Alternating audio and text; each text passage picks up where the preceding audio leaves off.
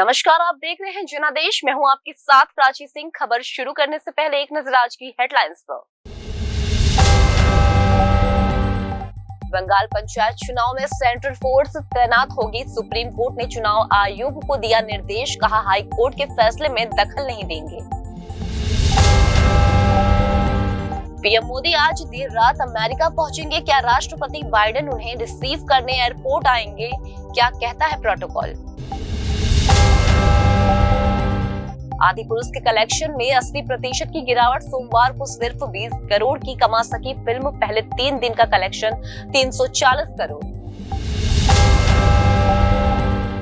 बिपरजॉय से राजस्थान के 5 जिलों में बाढ़। गहलोत बोले मुआवजा दिया जाएगा। अजमेर में 100 साल में सबसे ज्यादा बारिश। 3 जिलों में ऑरेंज अलर्ट। नंदन नीलकड़े ने आईआईटी बॉम्बे को 315 करोड़ डोनेट किए। ये देश के किसी इंस्टीट्यूट को पूर्व छात्र से मिला सबसे बड़ा डोनेशन। अमेरिका में कल एलन मस्क से मिलेंगे पीएम मोदी। भारत में टेस्ला की एंट्री को लेकर हो सकती है चर्चा। अर्थशास्त्रियों से भी होगी मुलाकात। आज भारत पहुंचेंगे राहुल गांधी। बीजेपी ने साधा निशाना, कहा विदेश में इतना समय क्यों बिताते हैं। भारत में दम तोड़ रहा कोरोना। मार्च 2020 के बाद नए मामले की सबसे कम संख्या, अब सिर्फ 1800 एक्टिव केस। अब समाचार विस्तार से। पश्चिम बंगाल में 8 जुलाई को होने वाले पंचायत चुनाव में सेंट्रल फोर्सेस की तैनाती का रास्ता साफ हो गया है। सुप्रीम कोर्ट ने मंगलवार को कोलकाता हाई कोर्ट के फैसले में दखल देने से इनकार कर दिया। कोर्ट ने बंगाल सरकार और राज्य चुनाव आयोग की याचिका भी खारिज कर दी है। जस्टिस बीवी नागरत्न और जस्टिस मनोज मिश्रा की वोकेशनल बेंच ने मंगलवार को सुनवाई करते हुए कहा, बंगाल में चुनाव के दौरान हिंसा का पुराना इतिहास रहा है। हिंसा के साथ चुनाव नहीं हो सकता।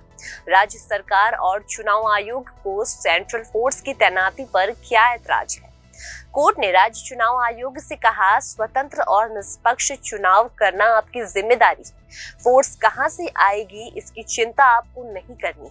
ऐसे में आपकी याचिका तो सुनने लायक ही नहीं है। कोर्ट ने ये कहते हुए याचिका खारिज कर दी। प्रधानमंत्री नरेंद्र मोदी आज देर रात अमेरिका पहुंचेंगे। यहाँ उनका स्वागत फ्लाइट लाइन सेरेमनी के साथ होगा। एंड्रयूज एयरफोर्स बेस पर उनके लिए रेड कारपेट बिछाया जाएगा। प्रोटोकॉल के मुताबिक उन्हें अमेरिकी सरकार के अधिकारी रिसीव करेंगे। ये पीएम मोदी के स्वागत में भारतीय मूल के लोग भी मौजूद रहेंगे। एंड्रयूज एयरफोर्स बेस पर पीएम मोदी के स्वागत के लिए कौन से अधिकारी आएंगे? क्या राष्ट्रपति बाइडेन भी उन्हें रिसीव करने एयरफोर्स बेस पर आएंगे? विवादों और नेगेटिव माउथ पब्लिसिटी का असर प्रभास और कृति सेनन स्टार्टर फिल्म आदि पुरुष पर दिखने लगा है। फर्स्ट वीकेंड पर अच्छा कलेक्शन करने के बाद फिल्म की कमाई में सोमवार को 80% की गिरावट आई है। फिल्म ने चौथे दिन मात्र 20 करोड़ रुपए का ही कलेक्शन किया। बॉक्स ऑफिस इंडिया की रिपोर्ट की माने तो फिल्म का हिंदी कलेक्शन मात्र 8 से 9 करोड़ रुपए ही रहा है। इससे पहले आदि पुरुष ने फर्स्ट डे 140 और 3 दिन में कुल मिलाकर 340 करोड़ रुपए का ही कलेक्शन किया था। राजस्थान में पहली बार मानसून से पहले बाढ़ जैसी हालात। 4 दिन में चक्रवात बिपरजॉय से कई इलाकों में इतना पानी बरसा कि मानसून सीजन का कोटा पूरा हो गया। बाड़मेर, पाली, राजसमंद, भीलवाड़ा, अजमेर के कई इलाकों में बाढ़ आ गई है। बीते 24 घंटे में पाली में मुठाना में 530 मिली यानी 21.3 इंच बारिश हो चुकी है। पाली में भी 12 इंच बारिश हुई। बूंदी, अजमेर, भीलवाड़ा के सैकड़ों गांव में बिजली गुल है। अब तक राज्य में 8 लोगों की मौत हो चुकी है। अजमेर में बारिश का 100 साल का रिकॉर्ड टूट गया। मौसम विभाग ने कोटा,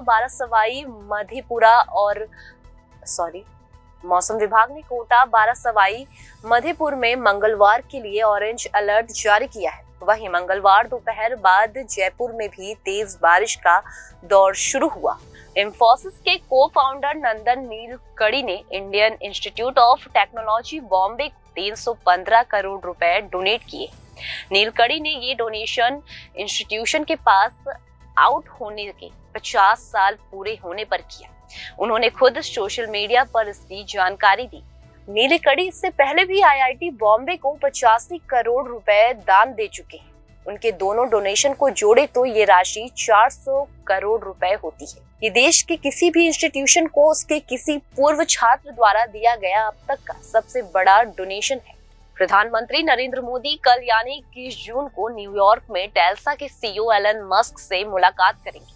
मस्क और प्रधानमंत्री के बीच ये मुलाकात ऐसे समय में होनी जा रही है जब टेल्सा भारत में इलेक्ट्रिक कार बनाने के लिए मैन्युफैक्चरिंग यूनिट स्थापित करना चाहती है। मीडिया रिपोर्ट के अनुसार टेस्ला के अधिकारियों की 17 मई को भारत सरकार के अधिकारियों के साथ मीटिंग हुई थी। इस मीटिंग में कंपनी ने भारत में इलेक्ट्रिक कार बनाने के लिए एक मैन्युफैक्चरिंग यूनिट स्थापित करने की इच्छा जताई थी। कांग्रेस के नेता और पूर्व सांसद राहुल गांधी अपनी हालिया यात्रा के बाद आज देर शाम भारत लौटेंगे। राहुल गांधी पिछले महीने के अंत में अमेरिका की यात्रा पर गए थे। अपनी इस यात्रा के दौरान उन्होंने भारतीय प्रवासियों, उद्यमियों, पूंजीपतियों, टेक्नोलॉजी और प्रौद्योगिकी के क्षेत्र के टॉप लीडर्स और छात्रों के साथ बातचीत की थी। कांग्रेस पार्टी के सूत्रों के मुताबिक अमेरिका पहुंचने के लगभग 21 दिन बाद राहुल गांधी मंगलवार देर रात शाम लौटने वाले हैं।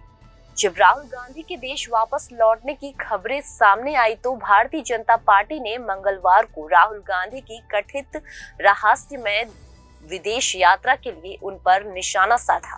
भाजपा IT सेल के प्रमुख अमित मालवीय ने एक ट्वीट में कहा कि राहुल गांधी विदेश में इतना समय क्यों बिताते हैं, खासकर उनकी यात्राओं का एक बड़ा हिस्सा रहस्य में डूबा हुआ है।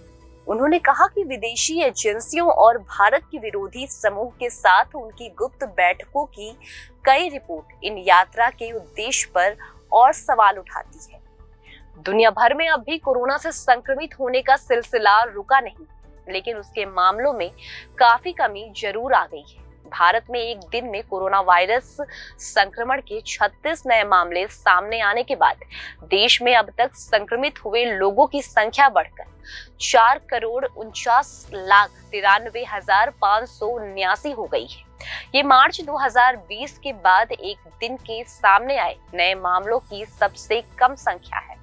वहीं उपचाराधीन मरीजों की संख्या घटकर 1,844 रह गई है। केंद्रीय स्वास्थ्य मंत्रालय के मंगलवार को सुबह 8 बजे जारी अपडेट आंकड़ों के अनुसार देश में संक्रमण से जान गंवाने वाले लोगों की कुल संख्या 5,29,897 है। अद्यतन आंकड़ों के मुताबिक भारत में मरीजों के ठीक होने की राष्ट्रीय दर 98.81% है। देश में अभी तक कुल 4,44,59,838 लोग संक्रमण मुक्त हो चुके हैं, जबकि कोविड-19 से मृत्यु दर 1.18% है।